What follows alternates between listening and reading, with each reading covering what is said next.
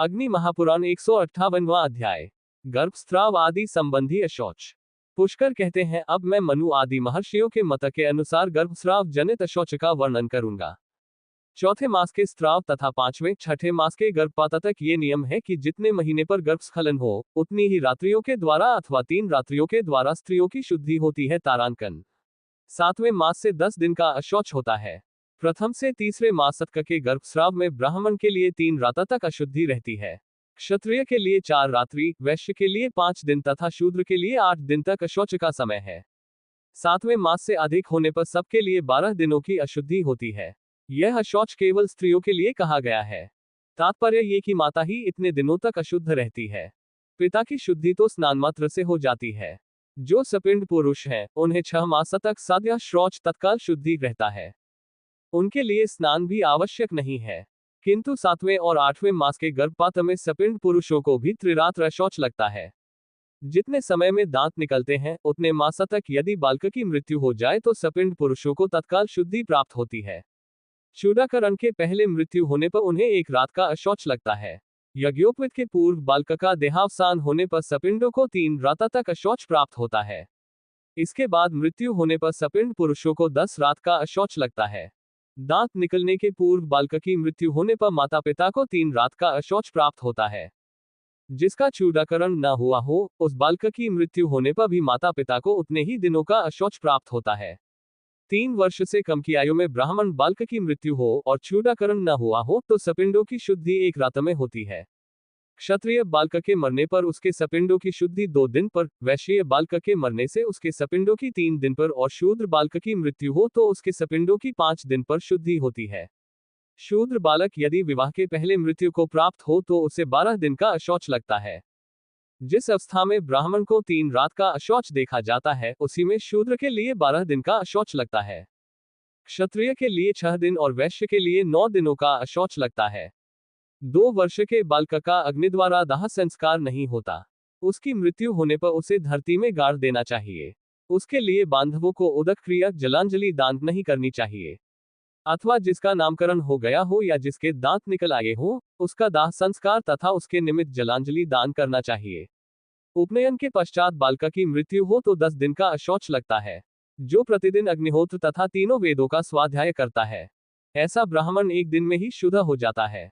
जो उससे हीन और हीनतर है, अर्थात जो 2 अथवा 1 वेद का स्वाध्याय करने वाला है, उसके लिए 3 एवं 4 दिन में शुद्ध होने का विधान है। जो अग्निहोत्र कर्म से रहित है, वह 5 दिन में शुद्ध होता है। जो केवल ब्राह्मण नामधारी है, वेदाध्ययन या अग्निहोत्र नहीं करता, वह 10 दिन में शुद्ध होता है। गुणवान ब्राह्मण 7 दिन पर शुद्ध होता है, गुणवान क्षत्रिय 9 दिन में, गुणवान वैश्य 10 दिन में और गुणवान शूद्र 20 दिन में शुद्ध होता है। साधारण ब्राह्मण 10 दिन में, साधारण क्षत्रिय 12 दिन में, साधारण वैश्य 15 दिन में और साधारण शूद्र 1 मास में शुद्ध होता है। गुणों की अधिकता होने पर यदि 10 दिन का अशौच प्राप्त हो तो वह 3 ही दिन तक रहता है। 3 दिनों तक का अशौच प्राप्त हो तो वह 1 ही दिन रहता है तथा 1 दिन का अशौच प्राप्त हो तो उसमें तत्काल ही शुद्धि का विधान है। इसी प्रकार सर्वत्र ऊहा कर लेनी चाहिए। दास, छात्र, भृत्य और शिष्य ये यदि अपने स्वामी अथवा गुरु के साथ रहते हो तो गुरु अथवा स्वामी की मृत्यु होने पर इन सबको स्वामी एवं गुरु के कुटुंबी जनों के समान ही पृथक पृथक अशौच लगता है। जिसका अग्नि से संयोग न हो, अर्थात जो अग्निहोत्र न करता हो, उसे सपिंड पुरुषों की मृत्यु होने के बाद ही तुरंत अशौच लगता है। परंतु जिसके द्वारा नित्य अग्निहोत्र का अनुष्ठान होता हो, उस पुरुष को किसी कुटुंबी या जाति बंधु की मृत्यु होने पर जब उसका दाह संस्कार संपन्न हो जाता है, उसके बाद अशौच प्राप्त होता है। सभी वर्ण के लोगों को अशौच का 1/3 समय बीत जाने पर शारीरिक स्पर्श का अधिकार प्राप्त हो जाता है। इस नियम के अनुसार ब्राह्मण आदि वर्ण क्रमशः 3, 4, 5 तथा 10 दिन के अनंतर स्पर्श करने के योग्य हो जाते हैं। ब्राह्मण आदि वर्णों का अस्थि संचय क्रमशः 4, 5, 7 तथा 9 दिनों पर करना चाहिए। जिस कन्या का वागदान नहीं किया गया है और चूडाकरण हो गया है, उसकी यदि वागदान से पूर्व मृत्यु हो जाए तो बंधु बांधवों को 1 दिन का अशौच लगता है। जिसका वागदान तो हो गया है किंतु विवाह संस्कार नहीं हुआ है, उस कन्या के मरने पर 3 दिन का अशौच लगता है। यदि ब्याही हुई बहन या पुत्री आदि की मृत्यु हो तो 2 दिन 1 रात का अशौच लगता है। कुमारी कन्याओं का वही गोत्र है जो पिता का है। जिनका विवाह हो गया है, उन कन्याओं का गोत्र वह है जो उनके पति का है। विवाह हो जाने पर कन्या की मृत्यु हो तो उसके लिए जलांजलि दान का कर्तव्य पिता पर भी लागू होता है, पति पर तो है ही। तात्पर्य ये कि विवाह होने पर पिता और पति दोनों कुलों में जलदान की क्रिया प्राप्त होती है। यदि 10 दिनों के बाद और चूडाकरण के पहले कन्या की मृत्यु हो तो माता पिता को 3 दिन का अशौच लगता है और सपिंड पुरुषों की तत्काल ही शुद्धि होती है। चूडाकरण के बाद वागदान के पहले तक उसकी मृत्यु होने पर बंधु बांधवों को 1 दिन का अशौच लगता है। वागदान के बाद विवाह के पहले तक उन्हें 3 दिन का अशौच प्राप्त होता है। तत्पश्चात उस कन्या के भतीजों को 2 दिन 1 रात का अशौच लगता है, किंतु अन्य सपिंड पुरुषों की तत्काल शुद्धि हो जाती है। ब्राह्मण सजातीय पुरुषों के यहाँ जन्म मरण में सम्मिलित हो तो 10 दिन में शुद्ध होता है और क्षत्रिय, वैश्य तथा शूद्र के यहाँ जन्म मृत्यु में सम्मिलित होने पर क्रमशः 6, 3 तथा 1 दिन में शुद्ध होता है। ये जो अशौच संबंधी नियम निश्चित किया गया है वह सपिंड पुरुषों से ही संबंध रखता है, ऐसा जानना चाहिए। अब जो औरस नहीं है ऐसे पुत्र आदि के विषय में बताऊंगा। औरस भिन्न क्षेत्रज दत्तक आदि पुत्रों के मरने पर तथा जिसने अपने को छोड़कर दूसरे पुरुष से संबंध जोड़ लिया हो अथवा जो दूसरे पति को छोड़कर आई हो और अपनी भार्या बनकर रहती रही हो, ऐसी स्त्री के मरने पर 3 रातों में अशौच की निवृत्ति होती है। स्वधर्म का त्याग करने के कारण जिनका जन्म व्यर्थ हो गया हो, जो वर्ण संकर संतान हो अर्थात नीच वर्ण के पुरुष और उच्च वर्ण की स्त्री से जिसका जन्म हुआ हो, जो सन्यासी बनकर इधर उधर घूमते फिरते रहे हो और जो अशास्त्रीय विधि से विष बंधन आदि के द्वारा प्राण त्याग कर चुके हो, ऐसे लोगों के निमित्त बांधवों को जलांजलि दान नहीं करना चाहिए, उनके लिए उदक क्रिया निवृत्त हो जाती है। एक ही माता द्वारा 2 पिताओं से उत्पन्न जो 2 भाई हो, उनके जन्म में सपिंड पुरुषों को 1 दिन का अशौच लगता है और मरने पर 2 दिन का। यहां तक सपिंडों का अशौच बताया गया। अब समानोदक का बता रहा हूं। दांत निकलने से पहले बालक की मृत्यु हो जाए, कोई सपिंड पुरुष देशांतर में रहकर मरा हो और उसका समाचार सुना जाए तथा किसी असपिंड पुरुष की मृत्यु हो जाए तो इन सब अवस्थाओं में नियत अशौच का काल बिताकर वस्त्र सहित जल में डुबकी लगाने पर तत्काल ही शुद्धि हो जाती है। मृत्यु तथा जन्म के अवसर पर सपिंड पुरुष 10 दिनों में शुद्ध होते हैं। एक कुल के असपिंड पुरुष 3 रात में शुद्ध होते हैं और एक गोत्र वाले पुरुष स्नान करने मात्र से शुद्ध हो जाते हैं। 7वीं पीढ़ी में सपिंड भाव की निवृत्ति हो जाती है और 14वीं पीढ़ी तक समानोदक संबंध भी समाप्त हो जाता है। किसी के मत में जन्म और नाम का स्मरण न रहने पर अर्थात हमारे कुल में अमुक पुरुष हुए थे, इस प्रकार जन्म और नाम दोनों का ज्ञान न रहने पर समानोदक भाव निवृत्त हो जाता है। इसके बाद केवल गोत्र का संबंध रह जाता है। जो दशाह बीतने के पहले परदेश में रहने वाले किसी जाति बंधु की मृत्यु का समाचार सुन लेता है, उसे दशाह में जितने दिन शेष रहते हैं उतने ही दिन का अशौच लगता है। दशाह बीत जाने पर उक्त समाचार सुने तो 3 रात का अशौच प्राप्त होता है। वर्ष बीत जाने पर उक्त समाचार ज्ञात हो तो जल का स्पर्श करके ही मनुष्य शुद्ध हो जाता है। मामा, शिष्य, ऋत्विक तथा बांधवजनों के मरने पर 1 दिन, 1 रात और 1 दिन का अशौच लगता है। मित्र, दामाद, पुत्री के पुत्र, भांजे, साले और साले के पुत्र के मरने पर स्नान मात्र करने का विधान है। नानी, आचार्य तथा नाना की मृत्यु होने पर 3 दिन का अशौच लगता है। दुर्भिक्ष अकाल पड़ने पर, समूचे राष्ट्र के ऊपर संकट आने पर, आपत्ति विपत्ति पड़ने पर तत्काल शुद्धि कही गई है। यज्ञकर्ता, व्रतपरायण, ब्रह्मचारी, दाता तथा ब्रह्मवेता की तत्काल ही शुद्धि होती है। दान, यज्ञ, विवाह, युद्ध तथा देशव्यापी विप्लव के समय भी सद्य शुद्धि ही बताई गई है। महामारी आदि उपद्रव में मरे हुए का अशौच भी तत्काल ही निवृत्त हो जाता है। राजा, गौ तथा ब्राह्मण द्वारा मारे गए मनुष्यों की और आत्मघाती पुरुषों की मृत्यु होने पर भी तत्काल ही शुद्धि कही गई है। जो असाध्य रोग से युक्त एवं स्वाध्याय में भी असमर्थ है, उसके लिए भी तत्काल शुद्धि का ही विधान है। जिन महापापियों के लिए अग्नि और जल में प्रवेश कर जाना प्रायश्चित बताया गया है, उनका वह मरण आत्मघात नहीं है। जो स्त्री अथवा पुरुष अपमान, क्रोध, स्नेह, तिरस्कार या भय के कारण गले में बंधन, फांसी लगाकर किसी तरह प्राण त्याग देते हैं, उन्हें आत्मघाती कहते हैं। वह आत्मघाती मनुष्य 1 लाख वर्ष तक अपवित्र नरक में निवास करता है। जो अत्यंत वृद्ध है, जिसे शौच का भी ज्ञान नहीं रह गया है, वह यदि प्राण त्याग करता है तो उसका अशौच 3 दिन तक ही रहता है। उसमें प्रथम दिन दाह, दूसरे दिन स्थित संचय, तीसरे दिन जलदान तथा चौथे दिन श्राद्ध करना चाहिए।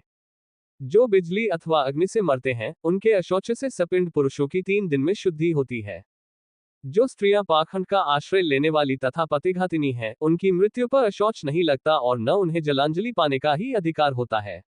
पिता माता आदि की मृत्यु होने का समाचार 1 वर्ष बीत जाने पर भी प्राप्त हो तो सवस्त्र स्नान करके उपवास करे और विधि पूर्वक प्रेत कार्य, जलदान आदि संपन्न करे। जो कोई पुरुष जिस किसी तरह भी असपिंड शव को उठाकर ले जाए, वह वस्त्र सहित स्नान करके अग्नि का स्पर्श करे और घी खा ले, इससे उसकी शुद्धि हो जाती है। यदि उस कुटुंब का वह अन्न खाता है तो 10 दिन में ही उसकी शुद्धि होती है। यदि मृतक के घरवालों का अन्न न खाकर उनके घर में निवास भी न करे तो उसकी एक ही दिन में शुद्धि हो जाएगी। जो द्विजनाथ ब्राह्मण के शव को ढोते हैं, उन्हें पग पग पर अश्वमेध यज्ञ का फल प्राप्त होता है और स्नान करने मात्र से उनकी शुद्धि हो जाती है। शूद्र के शव का अनुगमन करने वाला ब्राह्मण 3 दिन पर शुद्ध होता है।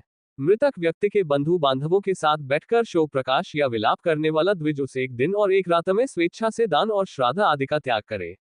यदि अपने घर पर किसी शूद्रा स्त्री के बालक पैदा हो या शूद्र का मरण हो जाए तो 3 दिन पर घर के बर्तन भानड़े निकाल फेंके और सारी भूमि लीप दे, तब शुद्धि होती है। सजातीय व्यक्तियों के रहते हुए ब्राह्मण शव को शूद्र के द्वारा न उठवाए। मुर्दे को नहलाकर नूतन वस्त्र से ढक दे और फूलों से उसका पूजन करके श्मशान की ओर ले जाए। मुर्दे को नंगे शरीर न जलाए। कफन का कुछ हिस्सा फाड़कर श्मशानवासी को दे देना चाहिए। उस समय सगोत्र पुरुष शव को उठाकर चिता पर चढ़ावे।